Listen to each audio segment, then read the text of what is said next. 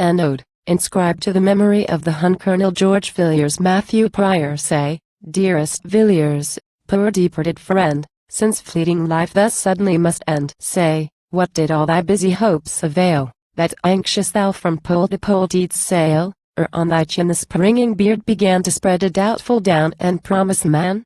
What profited thy thoughts, and toils, and cares in vigor more confirmed and riper years, to wake ere morning dawn to loud alarms, and march till close of night in heavy arms, to scorn the summer's suns and winter's snows, and search through every clime thy country's foes? That thou mightest fortune to thy side engage, that gentle peace might quell Bellona's rage, and Anna's bound to crown her soldiers' hoary age. In vain we think that free-willed man has power to hasten or protract this appointed hour. Our term of life depends not on our deed, before our birth our funeral was decreed. Nor aught by foresight, nor misled by chance, imperious death directs his bone lance, peoples great Henry's tombs, and leads up Holborn's dance. Alike must every state and every age sustain the universal tyrant's rage, for neither William's power nor Mary's charms could or repel or pacify his arms. Young Churchill fell as life began to bloom, and Bradford's trembling age expects the tomb. Wisdom and eloquence in vain would plead one moment's respite for the learned head. Judges of writings and of men have died, Maecenas, Sackville, Socrates, and Hyde. And in their various turns the sons must tread those gloomy journeys which their sires have led. The ancient sage, who did so long maintain that bodies die, but souls return again, with all the births and deaths he had in store, went out Pythagoras, and came no more.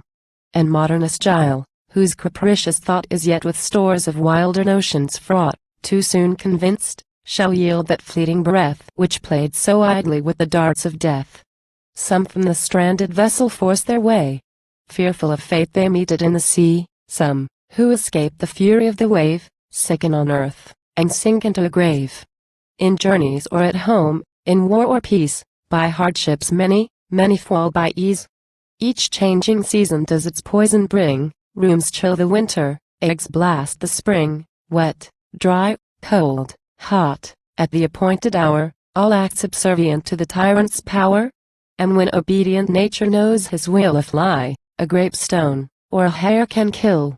For restless Proserpine forever treads in paths unseen, o'er our devoted heads, and on the spacious land and liquid main spreads slow disease, or darts afflictive pain, variety of deaths confirms her endless reign. On cursed Piave's banks the goddess stood, showed her dire warrant to the rising flood, when he long must love and long must mourn, with fatal speed was urging his return, in his dear country to disperse his care, and arm himself by rest for future war, to chide his anxious friends' officious fears, and promise to their joys his elder years. Oh, destined head! And, oh, severe decree, nor native country thou nor friend shalt see, nor war hast thou to wage, nor year to come, impending death is thine, an instant doom. Hark! The imperious goddess is obeyed.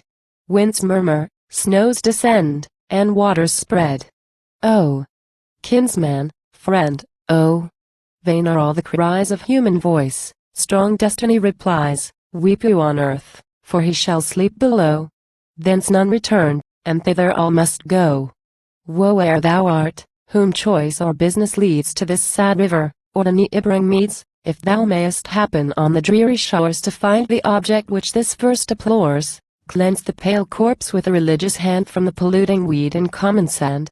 Lay the dead hero graceful in a grave, the only honor he can now receive, and fragrant mold upon his body throw, and plant the warrior laurel o'er his brow.